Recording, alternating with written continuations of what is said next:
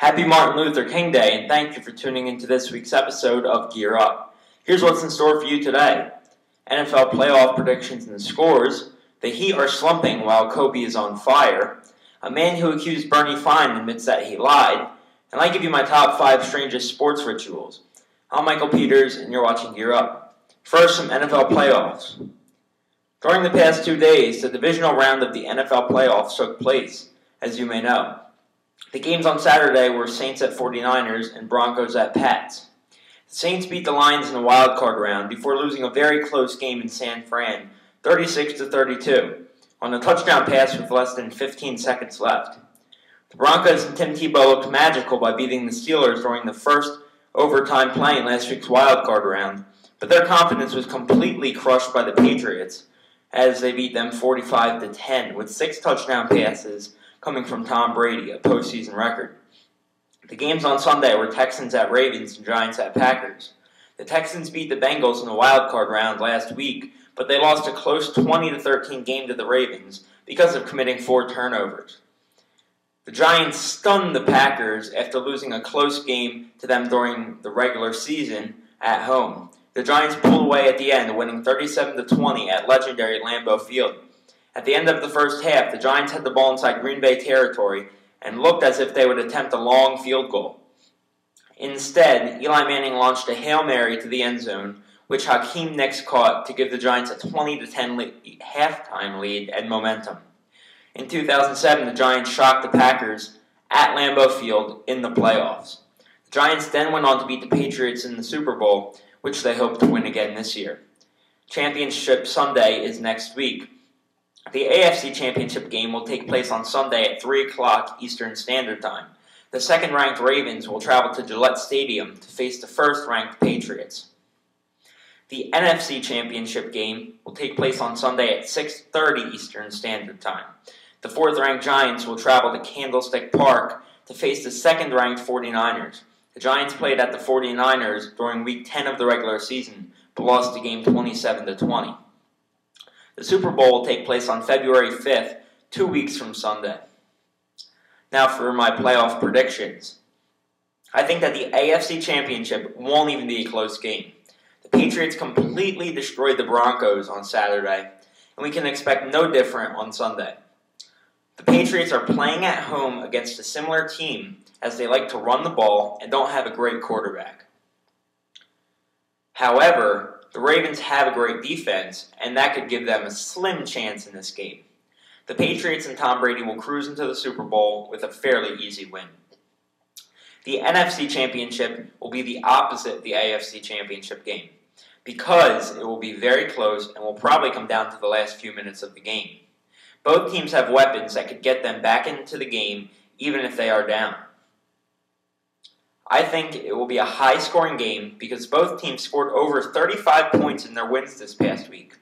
My pick is the Giants because I think Eli Manning will come up in the clutch like he has in the past few games, and the Giants' defensive line will put pressure on Alex Smith better than the Saints did, and force him to make some turnovers, just like Aaron Rodgers did in his game against the Giants.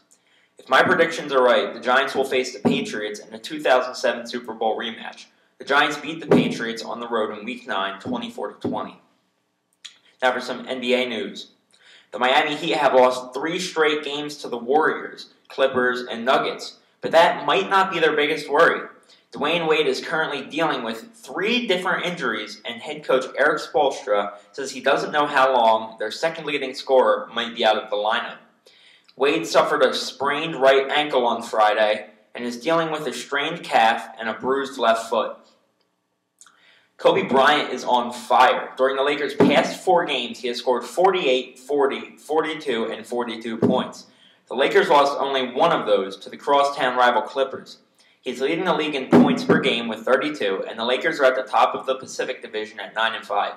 Kobe looks as if he is at his peak, and the Lakers certainly hope he continues to play the way he has been lately. The Chicago Bulls have the best record in the Eastern Conference and the entire league at 12-2, while the Oklahoma City Thunder have the best record in the Western Conference at 11-2.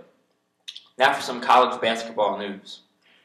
There are 3 undefeated teams left. First-ranked Syracuse at 17-0, fourth-ranked Baylor at 15-0, and 15th-ranked Murray State at 16-0. Speaking of Syracuse, Floyd Van Hooser, a 56-year-old who accused Bernie Fine of sexual abuse when he was a child, wrote in a letter that he lied to the police and in interviews with different newspapers.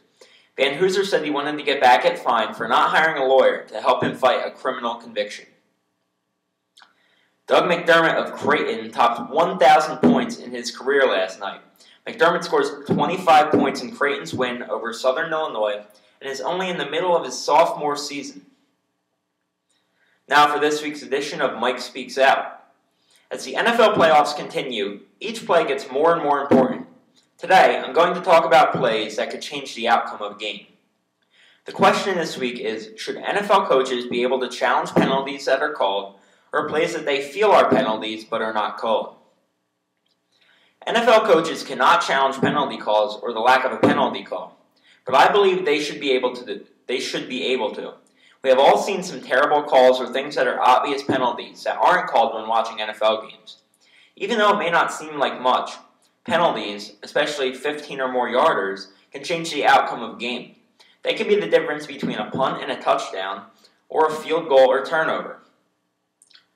If a coach on the sideline sees an obvious pass interference on the big screen in the stadium he's playing in, he should be able to challenge the lack of a penalty call, because instead of having an incomplete pass, a reverse call would give him a first down at the spot of the foul.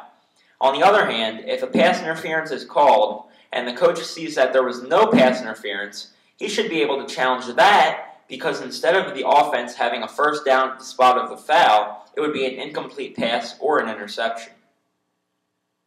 Pass interference isn't the only penalty worth challenging, though. Face mask, horse collar, and unnecessary roughness are worth 15 yards, and this could change a game. Referees don't have the easiest job. They can't see everything, and sometimes they call things that aren't correct. But instead of yelling at them, why won't coaches ask the NFL to change the rules and allow challenges involving penalties or the lack thereof? Now for this day in sports history. In 1981, boxer Leon Spinks is mugged and his assailants even took his gold teeth. And in 1988, the St. Louis Cardinals of the NFL announced that they are moving to Phoenix. Now it's time for the top 5. My top 5 this week is the top 5 weirdest rituals in sports. At 5, we have Jason Giambi wearing gold thongs before and during games when he is in a slump. This isn't an everyday ritual, but there are a lot of slumps in baseball, so Giambi probably wears them a lot.